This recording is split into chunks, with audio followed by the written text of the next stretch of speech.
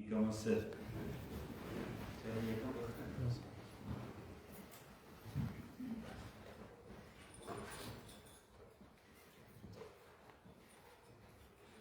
Ek wil vra dat jy vanaand die woord saam sal oopmaak. Ons gaan twee gedeeltetjies lees. Die eerste gedeelte is uit 1 Tessalonisense hoofstuk 4, waarvan ons gaan saam lees van vers 13 tot en met vers 18, en dan 1 Korintiërs 15, vers 51 en 52.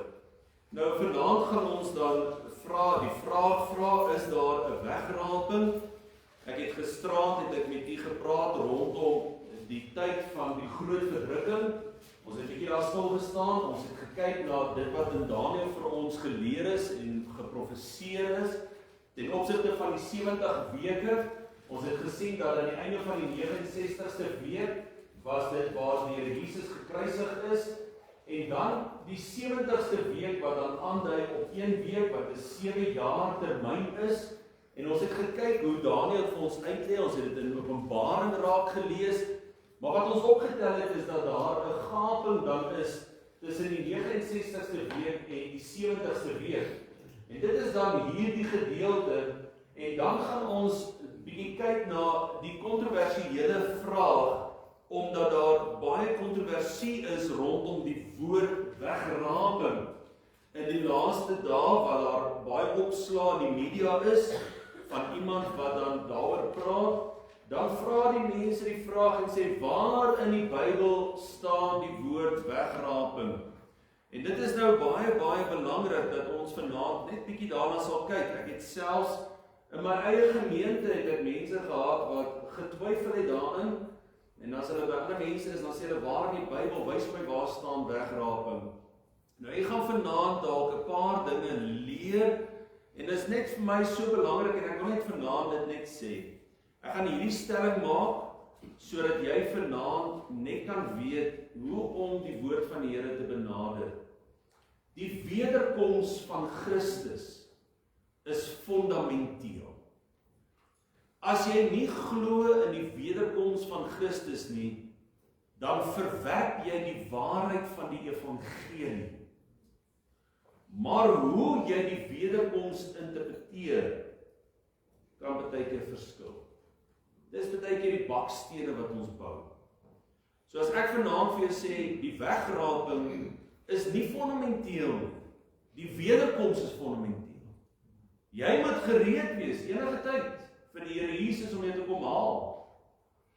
Maar die wegraping, om dit te verstaan, gaan vir jou insig te gee, rakende hoe om die woord van die Here anders te lees. En dit gaan nie oor anders, omdat ons ander waarhede soek nie. Dit gaan oor, jy gaan dinge begin verstaan, wat jy dalk nooit verstaan het nie.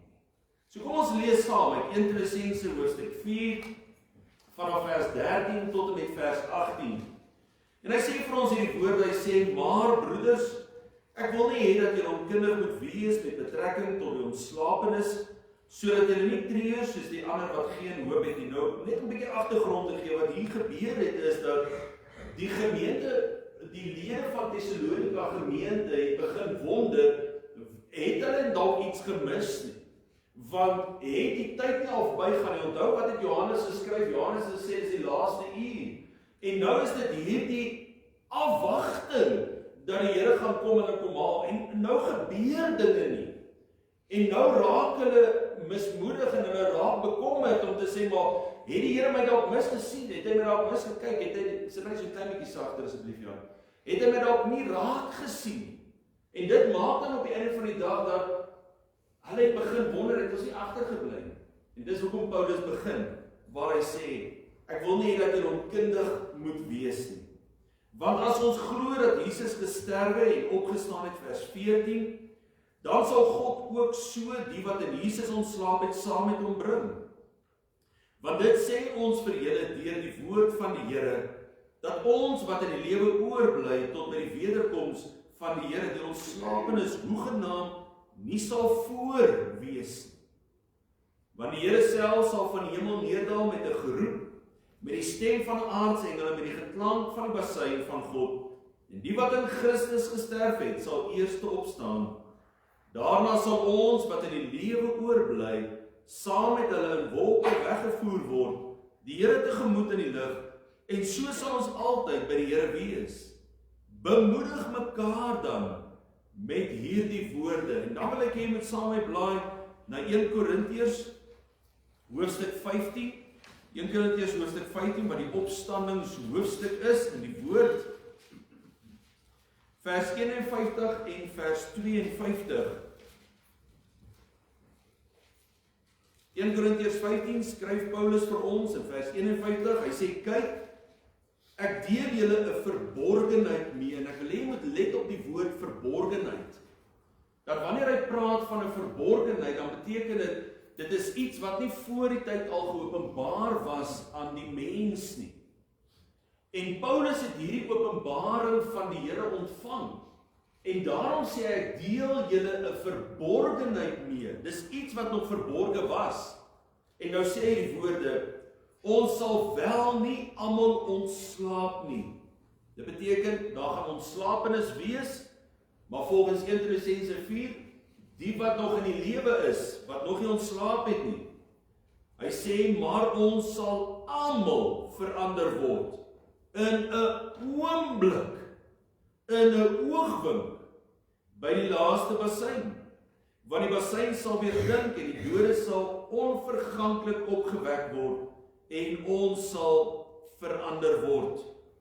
Nou, wanneer ons na hierdie gedeeltes kyk van wat ons lees, wil ek graag in die Ou Testament 'n vers hierby byvoeg. En ek wil regtig waar vanaand net met u baie stadig, en ek hoop is stadig, want ek het gehoor ek gee baie inligting, maar ek hoop is stadig dat u vanaand dit sal verstaan, en as die Here se wil is, praat ek môre aand oor die bruid. So ek wil nie vanaand nou oor die bruid praat, ek wil vanaand hê ons moet net eers die begrip van die wegraping verstaan. In Jesaja 57 vers 1 lees jy hierdie woorde. Hy sê die regverdige kom om, en daar is niemand wat dit ter harte neem nie. En die vromes word weggeruk, sonder dat iemand daarop let. Want die regverdige word weggeruk vanweë die boosheid. Nou die rede waarom ek hierdie vers ook lees, is dat 'n mens juis besef dat, en wat ek in die begin vir u geleer het, dat die Nuwe Testament is in die Ou Testament versteek, en die Ou Testament word deur die Nuwe Testament vir ons geopenbaar. En daarom is daar sekere woorde wat nie onbekend is in die woord van die Here nie. En sal ons sien dat daar gedeeltes is wat vir ons juis wys ten opsigte van 'n sekere gebeurtenis wat die woord as 'n beskrywing gee, en dat ek en jy as persoon dit sal verstaan. So wanneer ons kyk na die vraag, is daar 'n wegraping, dan sien ons dit wat ons gelees het in 1 Tessalonisense 4 vers 17, waar hy sê, daarna sal ons wat in die lewe oorbly, saam met hulle in die wolke weggevoer word, die Here tegemoet in die lug, en so sal ons altyd by die Here wees. Nou die woordjie weggevoer is baie duidelik in die woord van die Here. En daarom as ek vanaand vir u sou gesê het, dat daar 'n tyd gaan aanbreek waar die kerk weggevoer gaan word, sou u nie met my gestryd nie. Geen predikant, geen pastoor sou met my gestryd nie, want dit staan in die Bybel. Maar nou kom ons met die woord wegraping. Maar kom ons kyk net eers na 'n paar dinge voor ons by daardie woord kom. Wat was die volk Israel geleer oor die verskyning van 'n Messias? En ek gee so 'n bietjie agtergrond wat ek al reeds met u hanteer het.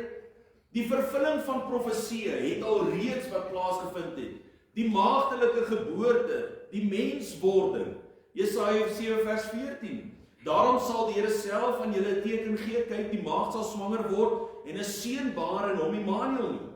In Matteus 1 vers 23 word dit vir ons geleer met die geboorte van die Here Jesus, met die swangerskap van Maria. Kyk, die maagd sal swanger word en 'n seun baar en hulle sal hom Immanuel noem. Dit is as vertaal word God met ons.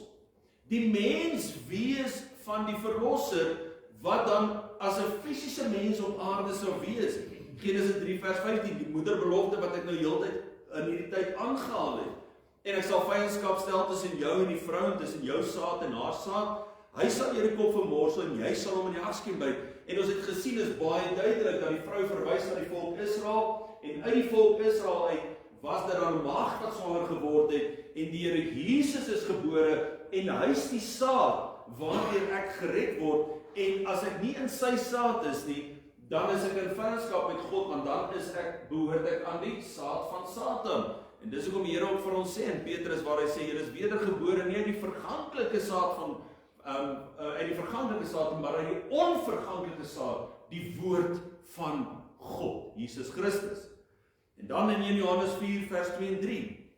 En dan ken julle die gees van God. Elke gees wat bely dat Jesus Christus in die vlees gekom het, ons het dit hanteer, is uit God. Dit beteken hy het voor die vlees al reeds bestaan, want hy is van ewigheid tot in ewigheid. Hy is God. En elke gees wat nie bely dat Jesus Christus in die vlees gekom het nie, is nie uit God nie, en dit is die gees van die antichrist, waarvan julle gehoor het dat hy kom, en hy is nou al in die wêreld.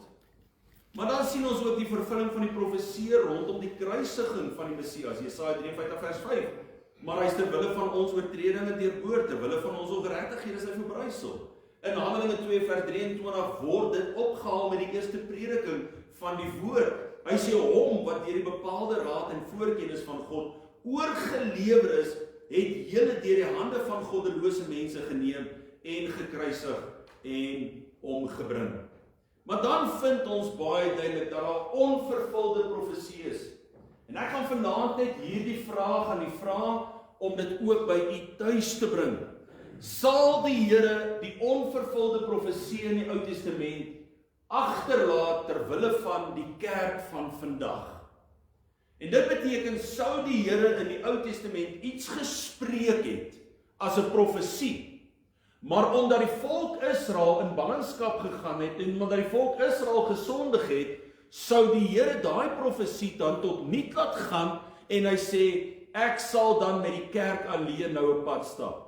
En die probleem waarmee ek sit is dat my God sal dit nie doen. Want hy sê vir ons in Numeri 23 vers 19, God is geen mens dat hy sou lieg nie. Sou hy iets spreek en dit nie doen nie, of iets sê en dit nie waar maak nie. En dit beteken, hy sal nie in die Ou Testament vir jou iets leer, maar as gevolg van die mense optrede, dan verlaat hy sy profesie woord. Hy sal dit nooit doen nie. En daarom is dit baie duidelik, dat in die Ou Testament is daar nog steeds onvervulde profesieë. Die wederkoms van die Messias, ons het dit gesien gisterand, het ons dit hanteer. Sagaria 14 vers 4. En in die dag sal sy voete staan op die Olyfberg wat voor Jerusalem lê.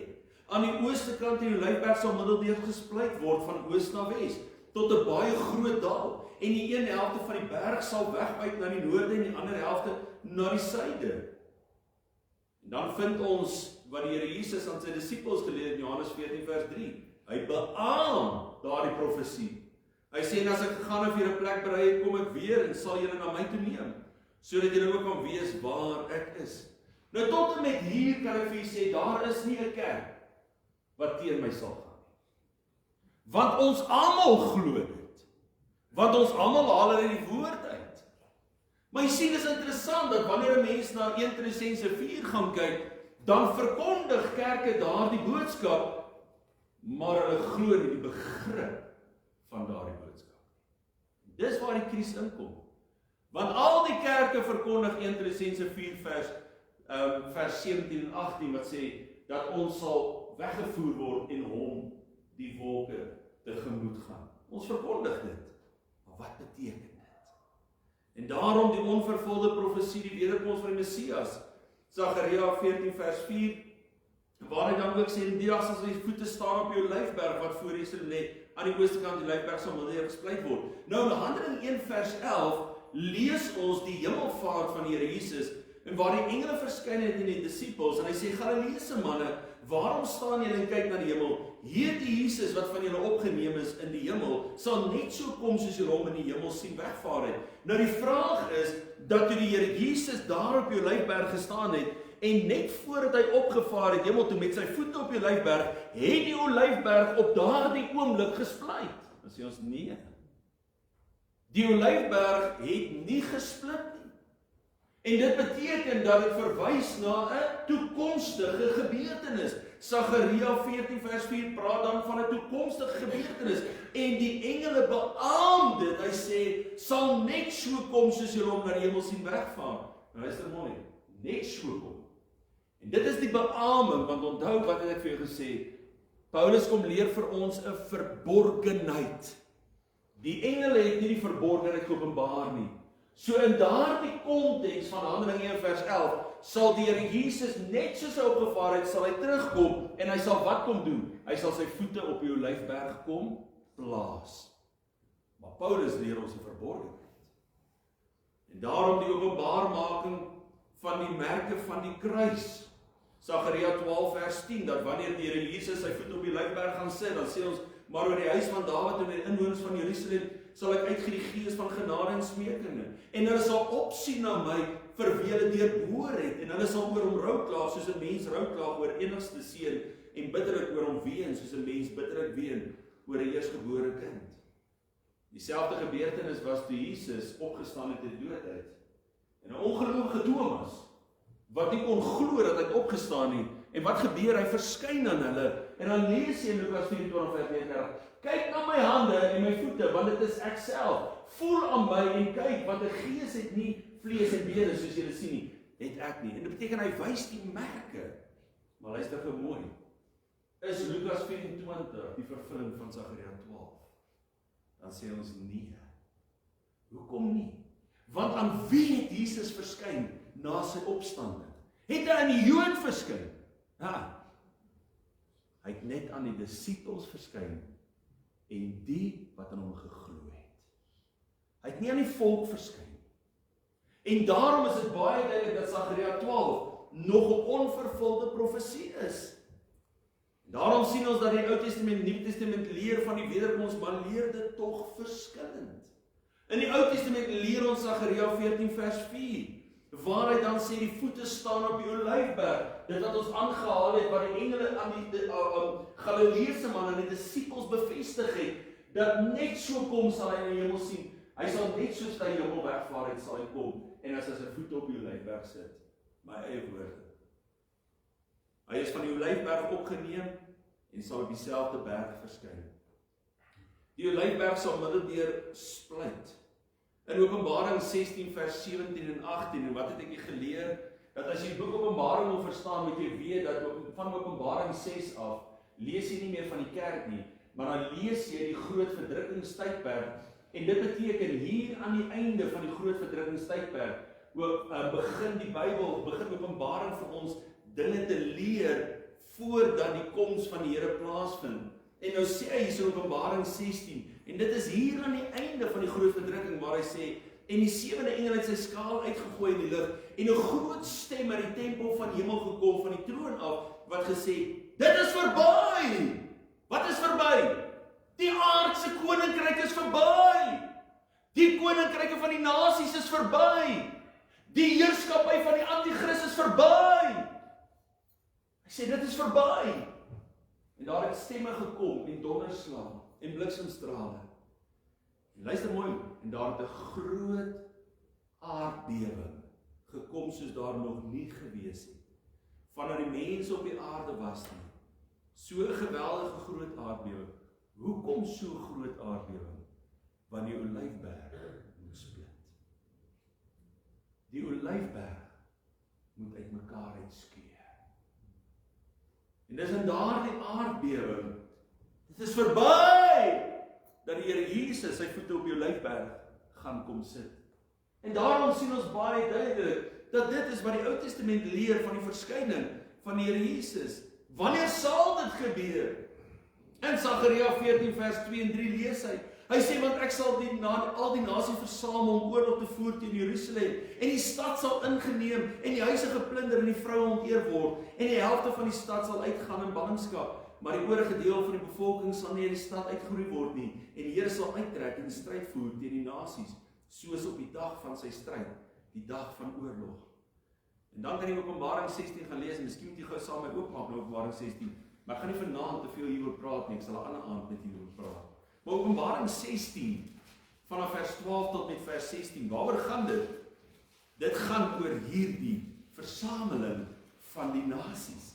Luister mooi wat sê Openbaring 16 vanaf vers 12 tot en met vers 16. Openbaring 16 vers 12 sê, en die 6de engel het sy skaal uitgegooi op die groot rivier die Eufrat, en sy water het opgedroog, sodat die pad van die konings wat van die ooste afkom reggemaak word. Die koning van die ooste is China. Met wie sluit ons land sy vennootskap? Kommunisme. En ek het die bek van die draak en die bek van die dier en in die mond van die valse profeet. Kan jy die 3 as persone raak lees hier? Die bek van die draak is die Satan, waar hy sê die bek van die dier is die antichrist en die bek van die valse profeet. Openbaring 12 en Openbaring 13 wat ek geleer gisteraan. En dan sê hy hierso: 3 onreine geeste soos paddas sien kom. Want dit is geeste van duiwels wat tekens doen, wat uitgaan na die konings van die aarde en die hele wêreld om hulle te versamel vir die oorlog van daardie groot dag van die almagtige God. Luister mooi. Waarvan praat Sagaria 14? Want ek sal die nasies versamel om oorlog te voer teen Jerusalem. Ek wil net hê jy moet net een ding baie mooi verstaan. Die Satan kan niks doen as God hom dit nie toelaat. Tot in met alle ewigheid kan die Satan niks doen as God hom toelaat nie. So Sagaria praat van wat God toelaat. En God is in beheer. Maar nou kom die Nuwe Testament en hy kom leer vir jou dit. En nou sê hy hierso: dis die demone, dis die bose geeste van die duiwels wat die konings van die aarde versamel. God laat dit toe. Hoekom? Hy sê in vers 15. Hy sê, kyk, ek kom soos 'n dief. Salig is hy wat waak en sy klere bewaar, sodat hy miskien naak rondloop en in sy skaamte sien nie. En hulle het hulle versamel op die plek wat in Hebreëus genoem word, Armageddon. So waaroor gaan die versameling? Daai laaste oorlog wat selfs die wêreld flieks van gemaak het. Bruce Willis wat in die fliek van Armageddon gespeel het. En wat hulle dink is 'n ster wat aarde toe kom en die Amerikaners kan met 'n opskiet en 'n vuurpyl skiet en op die einde van die dag kan hulle God wees. Want hulle red die wêreld. Ek wil vir u sê, dis God wat in beheer is, nie die mens nie. En die mens moet begin wakker word rakende dit. En daarom sien ons dit baie duidelik. Wanneer dit sal gebeur, want net voordat die Here Jesus verskyn, gaan die konings en die nasies versamel word en hulle gaan kom waar die slag van Armageddon gaan plaasvind. En dan daar gaan die Here Jesus homself verskyn en gaan hy oorlog voer teen hierdie konings en die nasies. Maar wat leer die Nuwe Testament ons? Die Nuwe Testament leer ons die ontmoeting in die lig. En dis hoekom ek sê dit is eintlik so snaaks dat die kerk verkondig dit, maar die kerk leer dit nie altyd nie. Die kerk praat van die ontmoeting in die lig, die wegvoering, maar hulle maak nie 'n onderskeid ten opsigte van die Ou Testament leer en wat die Nuwe Testament leer nie. En daarom wil ek julle vanaand hierdie wonderlike boodskap leer. In 1 Tessalonisense 4 vers 16 en 17, want die Here self sal van die hemel neerdaal met 'n geroep, met die stem van 'n aardsing, met geklank van die basuin van God, en die wat in Christus gesterf het, sal eers opstaan. Daarna sal ons wat in die lewe oorbly, saam met hulle in die wolke weggevoer word, die Here tegemoet in die lug. En so sal ons altyd by die Here wees. Ek wil net vinnige stelling maak. Ons moenie dink dat wanneer ons lees van die geklank van die basuin, dat ons dit koppel aan die feeste van die Jode nie. Die feeste van die Jode is van toepassing op die Jode.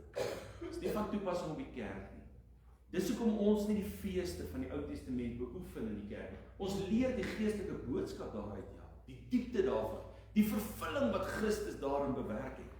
Maar ons beoefen dit nie, want Christus is die vervulling daarvan. Ons vier Christus. Ons is nie onder die wet nie, ons is onder die genade. So moenie dink dat die Ou Testament van toepassing op die kerk nie, want waar staan die kerk? In die gat. Tussen die 69ste week en die 70ste week is die kerk. Dit wat die Ou Testament nie geken het. Dit wat die Ou Testament nie raak gesien het. En daarom lees ons, hy sê, daarna sal ons wat in die lewe oorbly saam met hulle in die wolke weggevoer word, die Here tegemoet in die lug, en so sal ons altyd by die Here wees. Nou die wegvoering gaan skielikheid. in 'n skielikheid wees. Hoekom weet ons dit? Die woordjie weggevoer in die Grieks is die woordjie harpazo. En hierdie woordjie was in die Latynse Bybel vertaal gewees in rapturo. Dit is waar u dan die Engelse woord kry van rapture. Dis waar die Afrikaanse woord die afleiding gekry het van weggeraping. En daarom as iemand sê, maar dit het nog nooit in die Bybel gestaan nie, moet jy net na die Latynse Bybel gaan. Want die woordjie rapturo is dan in die Latynse Bybel vertaal waar ons die woordjie weggevoer het. Maar kom ons verduidelik hierdie woordjie harpazo. En kom ons kyk of is ons verkeerd as ons praat van die woordjie wegraping. Nou die woordjie harpazo kom in verskillende teksverse voor en ek gaan dit vanaand vir u gee. Dit beteken om geneem te word met geweld. In Matteus 11 vers 12 lees ons, hy sê, maar van die dae van Johannes die Doper af tot nou toe, word die koninkryk van die hemel bestorm, en bestormers gryp dit met geweld, en bestormers gryp dit harpazo, met geweld. Dit beteken om weg te neem. In Matteus 13 vers 19 word dit vir ons geleer, as iemand die woord van die koninkryk hoor en nie verstaan nie, kom die bose en roof wat in sy hart gesaai is. Hy kom en hy harpazo dit wat in sy hart gesaai is. En dit is hy by wie langs die pad gesaai is. Ek wil net vandag 'n verhaal vertel, 'n bietjie uit my eie huis uit. Iemand was 'n baie klein mannetjie gewees. En ons gaan eendag Checkers toe.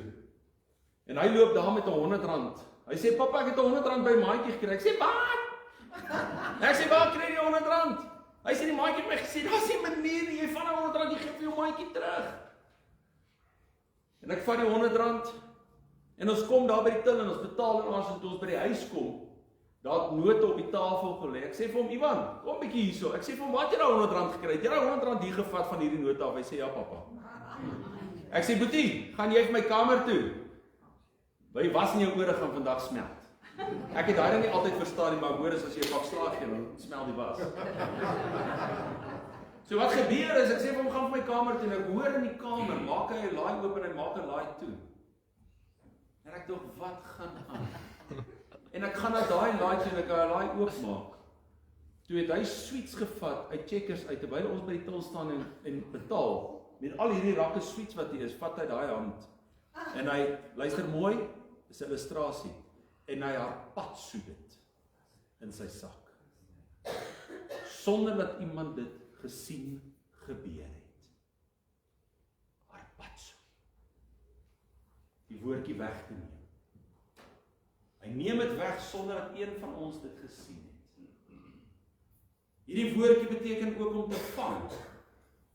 In Johannes 10 vers 12 lees ons, hy sê, "Maar die huurling en hy wat nie herder is nie, van wie die skape nie die eiendom is nie, sien die wolf kom en laat die skape staan en vlug. En die wolf harpazo hulle, hy vang hulle en jaag die skape uit mekaar." Klink dit vir jou of harpazo 'n rustige beweging is? Het jy al 'n wolf gesien wat so loop en sê, "Kom hier so skapie"?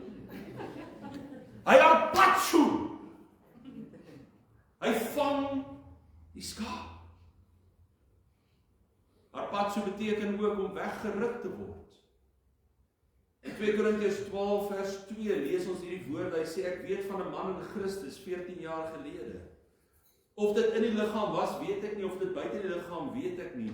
God weet dat so iemand harpazo is tot in die 3de hemel. Weggeruk is."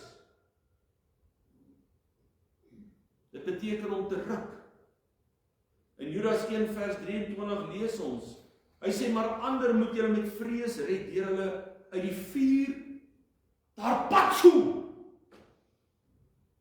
Ruk hulle uit die vuur uit.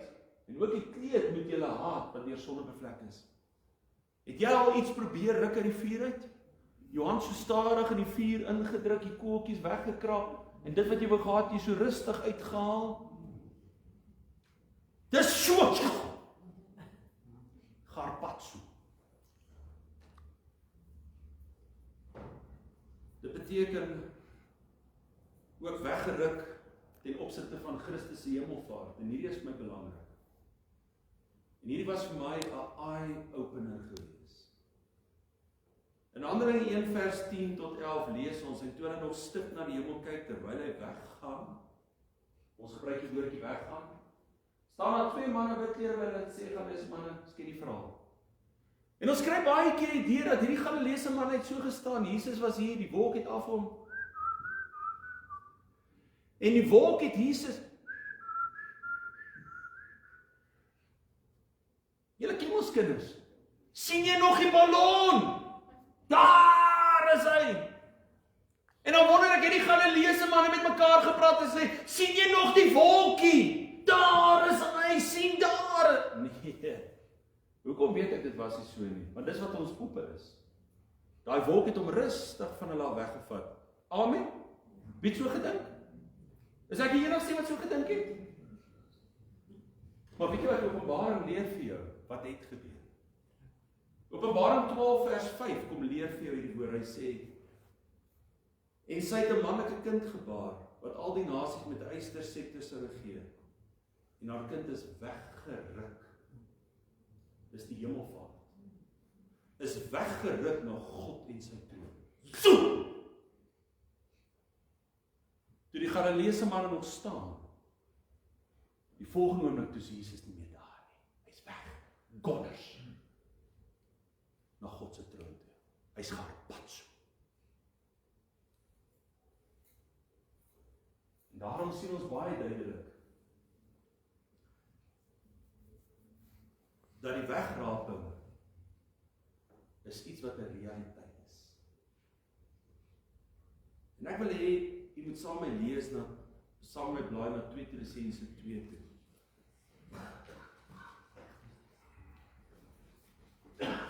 2 Tessalonisense 2 kom leer vir jou wanneer gaan hierdie wegraping plaasvind. Nou jy kan vanaand in die term van wat die Latynse Bybel die woord weggevoer volgens die Afrikaans of die Engels wat praat van to be caught up. Kan jy rapturo kan jy vertaal as rapture, wegraping. Jy kan praat van weggeruk, weggevoer, weggeneem.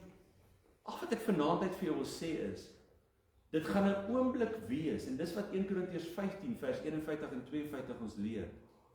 Dis in 'n oogwink. Gaan dit plaasvind. En dan wil mense vanaand nie die boodskap van die wegraping glo nie. Want dit gaan oor die woord wat nie in die Bybel staan nie. Maar ons het mos sinonieme woorde. Weggeruk, weggevoer, weggeneem, gesteel. Om te sê die kerk word eintlik gesteel van die aarde af. Dit kom vinnig in jou sak, daai sweetie wat jy by Checkers gevat het. Niemand sien dit nie. So dit beteken, dit gaan so gebeur. Die wêreld, luister mooi, ek wil hê jy moet die prentjie begin kry vanaand. Die wêreld gaan nie met die wegraping van die kerk, of die wegvoering van die kerk, of die wegrukking van die kerk sien. Hier gaan die kerk nie. Sy oë gaan knik. En die volgende oomblik sy oog oopmaak, is mense weg. Skielik. In 'n oogwink. In 'n oomblik gaan dit gebeur. Dit is waar die wegraping gaan. En daarom vra ons, maar wanneer gaan dit geskied? In 2 Tessalonisense 2 vanaf vers 3 tot en met vers 10. En ek wil hê jy moet dit saam met my lees hierso. En dit is baie duidelik. En die rede hoekom ek dit sê is want die Ou Testament leer ons van Jesus op die Olyfberg.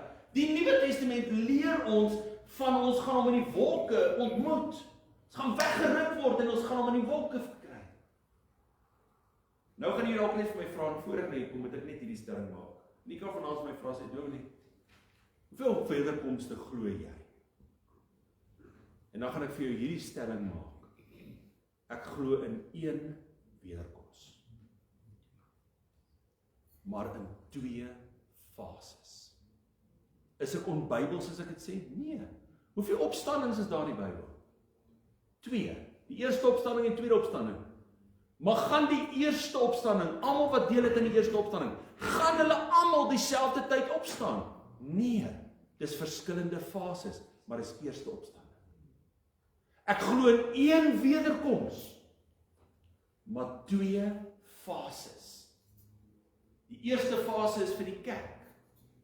Die tweede fase is aan die einde van die groot verdrukking. Nou wanneer gaan die eerste fase dan plaasvind? Kom ons lees. In 2 Tessalonisense 2 vanaf vers 3, hy sê, laat niemand julle op enige manier mislei nie. Want eers moet die afval kom en die mens van die sonde geopenbaar word. En die seun van die verderf, want dit gaan oor die verskyning, die wederkoms van Christus, né? Die teestander wat hom verhef bo al wat God genoem word of voorwerp van aanbidding is.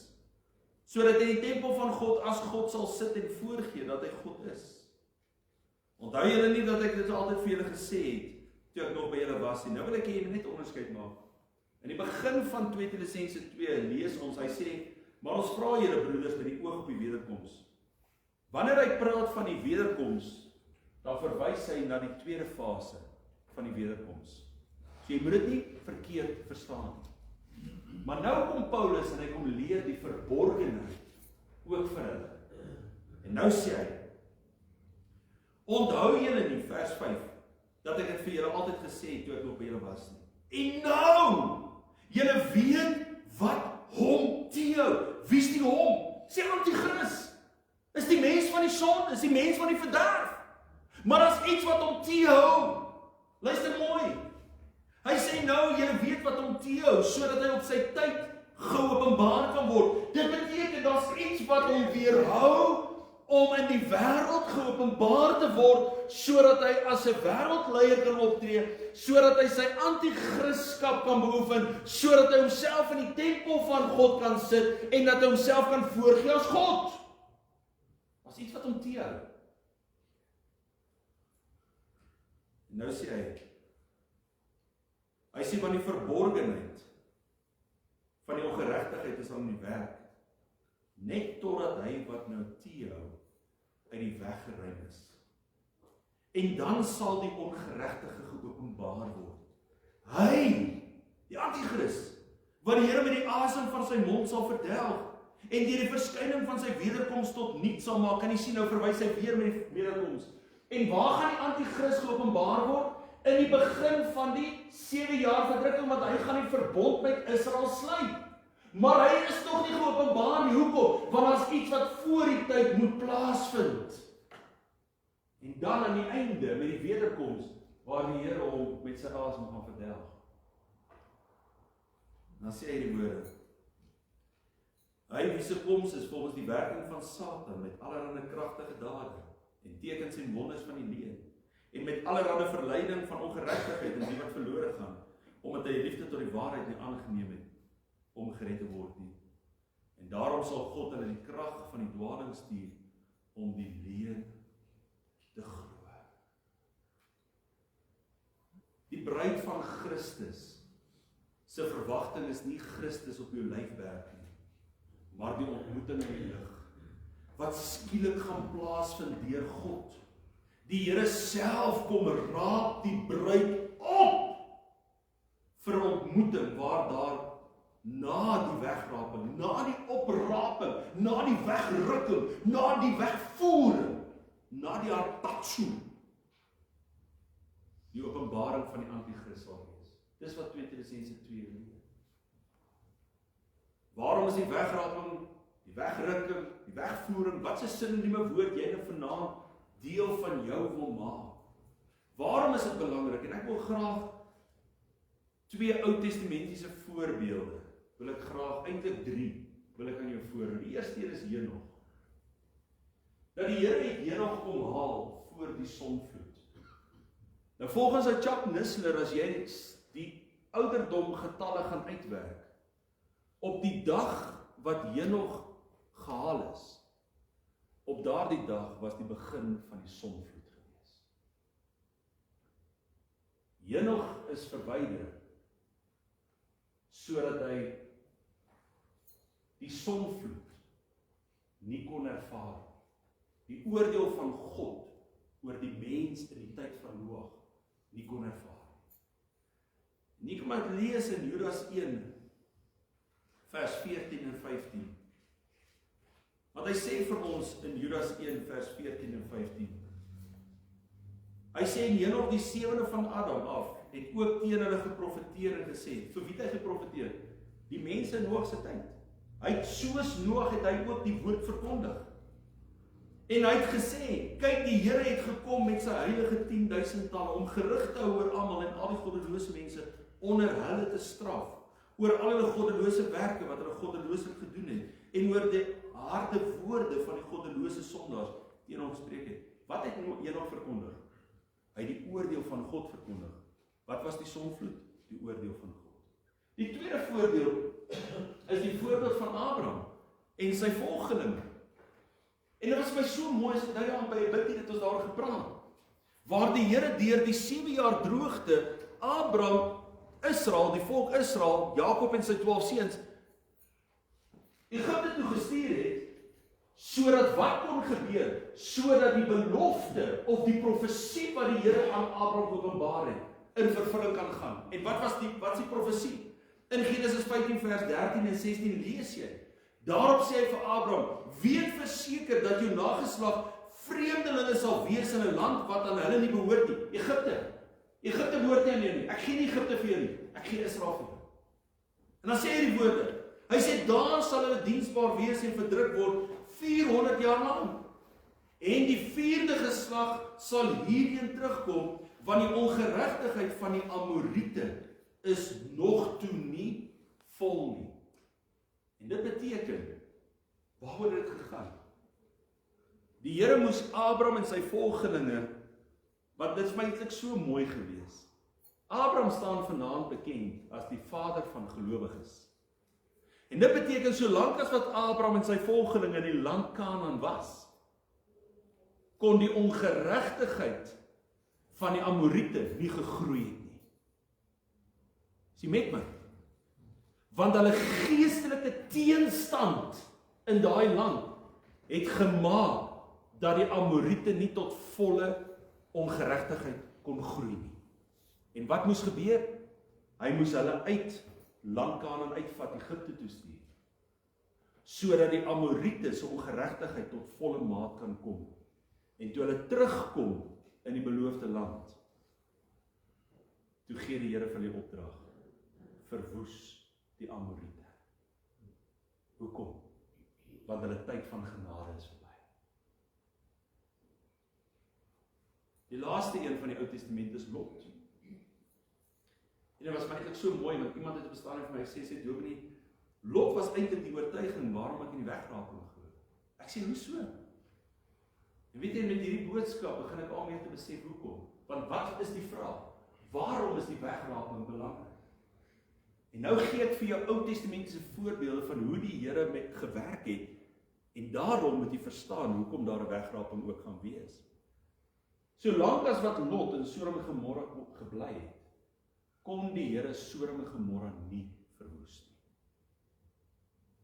Want hy kon nie Sodom en Gomorra verwoes solank as wat 'n regverdige teenwoordig was nie. En Lot en sy familie moes eers uittrek. En daarom lees jy in 2 Petrus 2 vers 9. Die Here weet om die godsaliges uit versoeking te verlos en die onregverdiges te bewaar vir die dag van oordeel om gestraf te word. En die dag van oordeel, toe Lot uit Sodom en Gomorra verwyder word, toe vind die dag van oordeel oor Sodom en Gomorra plaas. Maar wat moes eers weggeneem word? Die regverdige. En waarom is die wegraping, die wegrukking, die wegvoering belangrik? Die kerk moet weggeneem word sodat die ongeregtigheid van die nasies tot volheid kan kom. Voordat die koninkryk van God op aarde gevestig word. En solank as wat die kerk op aarde is, en ek wil hê jy moet vanaand iets snap wat ek jou leer. Jy moet vanaand besef hoe kragtig die geestelike krag van die kerk is.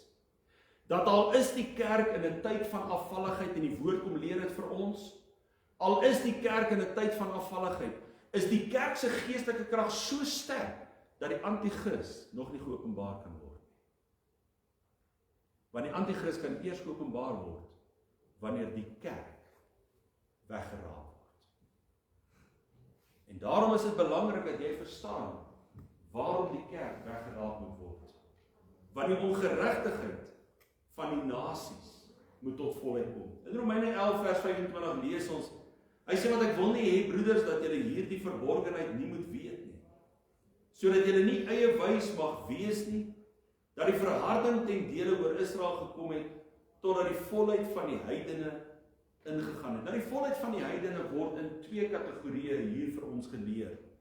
Die een is die volheid van die heidene, waaruit die kerk hoofsaaklik bestaan, en dit beteken dat dit verwys na die volheid van die kerk, dat die oomblik wanneer die kerk in gereedheid is, wanneer die kerk sy volheid bereik, dan kom die Here Jesus en hy kom haal die kerk. Môre aan praat ek met jou oor die bruid, want die kerk word die bruid genoem. Maar dan is daar 'n volheid van ongeregtigheid van die heidene, wat ook na vore moet kom. En dit beteken dat selfs in die tydperk van die groot verdrukking, en baie mense vra maar dominee, wat van die heidene? Alhoewel die groot verdrukking hoofsaaklik ook 'n rol gaan speel om die Joodse volk terug te bring na die ware Messias toe wanneer hy op die Lijkberg verskyn, is die doel van die groot verdrukking ook om die nasies te oordeel. Want die oordeel van God word in die groot verdrukking op die aarde uitgegooi. Want alleenlik ongeredde mense gaan die groot verdrukking ingaan. Hulle wat nie weggeraak het, die wat gered is deel van die kerk. En hulle gaan weggeraak word. Maar die wat dan agterbly is hulle wat ongered is. Nou hy mag dadelik nadat die kerk weggeraap is, mag hy tot bekering kom, want hy gaan besef, ek moes my hart vir die Here gegee het. Ek moes die Here Jesus my saligmaker gemaak het, en ek het nie. En dan kom hy tot bekering. Maar dit gaan te laat wees. Hy gaan nie weggeraap word nie, maar hy gaan die groot verdrukkingstydperk ingaan. En hy gaan moet vasstaan. En daarom sê die woord, hy wat volhard tot die einde toe, sal gered word. En daarom sien ons baie duidelik, die kerk word kom haal wanneer die kerk haar volheid bereik het.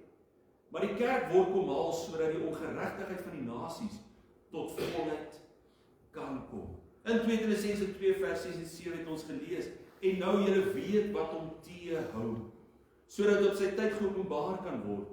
Want die verborgenheid van die ongeregtigheid is al aan die werk, net totdat hy wat nou teehou uit die weg geruim is.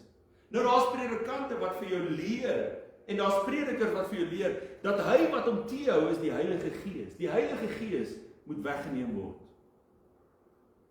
Want hulle staan op hierdie vers van Johannes 7 vers 39, waar die Here Jesus geleer het, hy sê, en dit het hy gesê van die Gees, wat die sou ontvang het, wat in hom glo, want die Heilige Gees was daar nog nie, omdat Jesus nog nie verheerlik was. Ek vra die vraag, was die Heilige Gees nog nie op aarde gewees, voordat die Here Jesus opgevaar het hemel toe? Dan gaan ek sê, hy was nog altyd daar. Hy was in die Ou Testament gewees. Die Gees van God het vaardig geword oor die profete in die Ou Testament. So die Heilige Gees was daar. Maar wat beteken Johannes 7 vers 39? Johannes 7 vers 39 beteken dat die taak van die Heilige Gees rakende die verseëling van die kerk was nog nie daar nie. Dis 'n spesifieke taak wat die Heilige Gees moes vervul op aarde. En daarom, wanneer ons praat van hy wat hom teehou, dan is dit 'n verwysing na hierdie spesifieke taak wat die Heilige Gees doen. Die kerk wat die Heilige Gees het, moet uit die weg geruim word. Dis nie die Heilige Gees nie, dis die kerk wat die Gees van God in hom het. En daarom verwys dit na die tipe werking van die Heilige Gees, wat net die kerk verkry, om 'n teestander te kan wees, sodat die anti-kris nie geopenbaar kan word nie. Ek sluit af.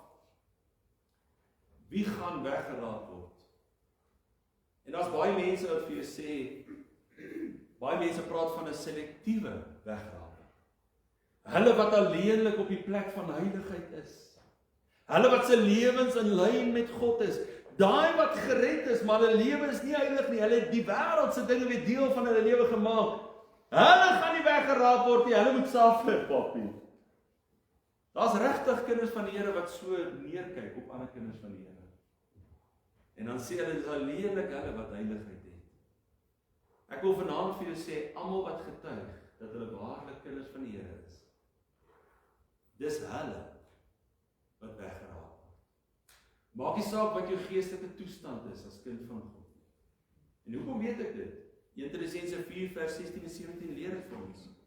Hy sê daarna, kom ons lees, hy sê, want die Here self sal van die hemel neerdal met 'n geroep, met die bestem van aardse engele, met die geklank van die basuin van God. En die wat in Christus gesterf het, die wat in Christus gesterf het, ek wil hê jy moet let op die term, in Christus, gaan nie net oor die fisiese dood nie, dit gaan oor hulle geestelike toestand, hulle is gered in Christus, hulle is wedergebore.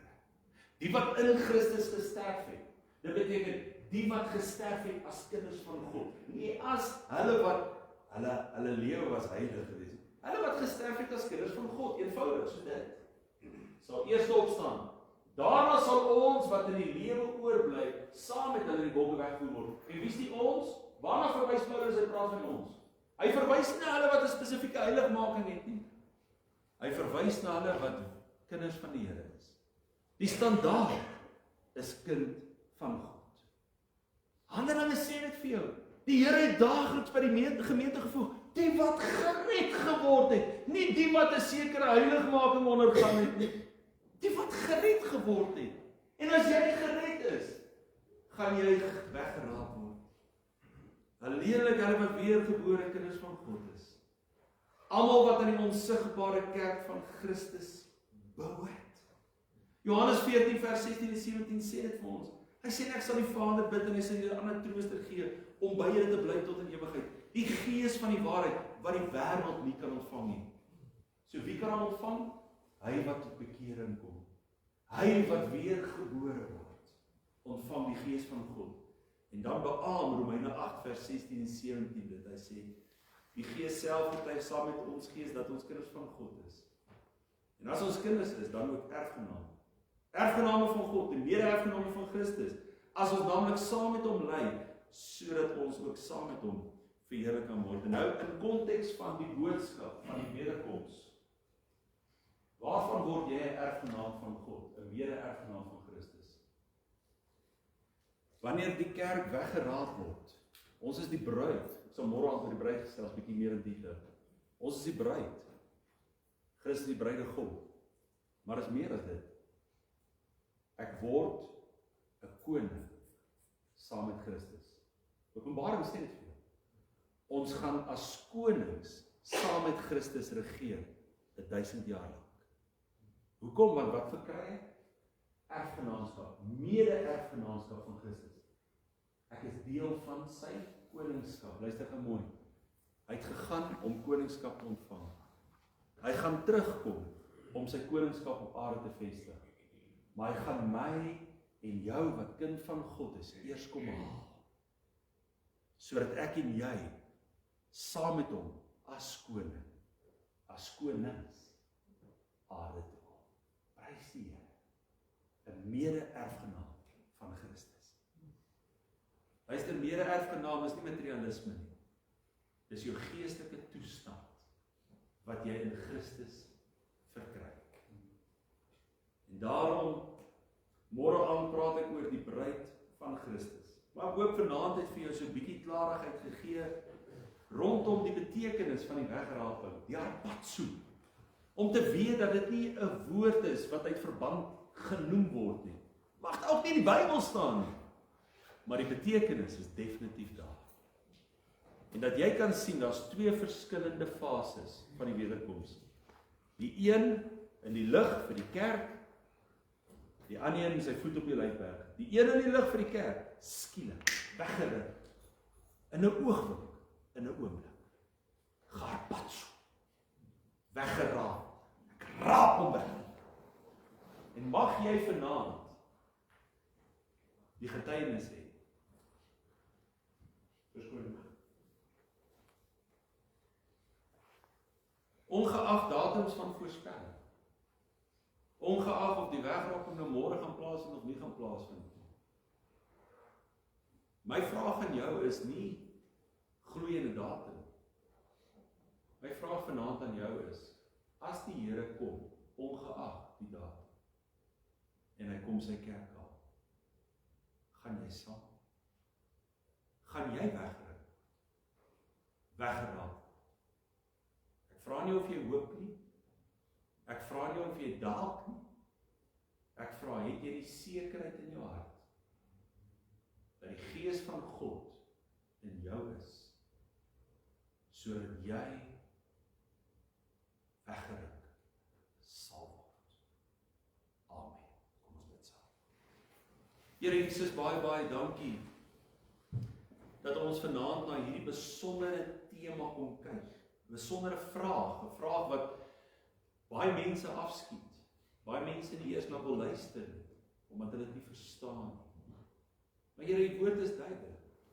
Die woord kom leer vir ons die waarhede rondom dit. Die belangrikste is nie om in die wegraping te glo, omdat die lewe vir my moeilik is nie. Maar Here, die belangrikste is om te weet dat U gaan die bruid kom haal, die kerk kom haal, voordat die oordeel van God oor die aarde uitgestort word, voordat die seun van die sonde, die mens van sonde, die mens van die verderf geopenbaar word. Maar Here, die belangrike een is, dat ons deel is van die plan wat U het met die kerk. Maar Here, ons kom bely dit ook vanaand. Alhoewel ons hierdie geweldige verwagting het, dat U die bruid gaan kom haal, die kerk gaan kom haal. Here, solank as wat ons nog hier op aarde is, het ons as kerk 'n roeping en 'n taak. En dat ons nie so in afwagting vir die wegraping, vir die wegrukking, vir die wegvoering van die kerk sal wees nie, en vergeet om ons roeping uit te leef. Kom gee vir ons genade om elke dag gereed te wees, om elke dag te leef in die weë van God, in die gehoorsaamheid aan God. En daarvoor eer ons U in Jesus naam. Amen.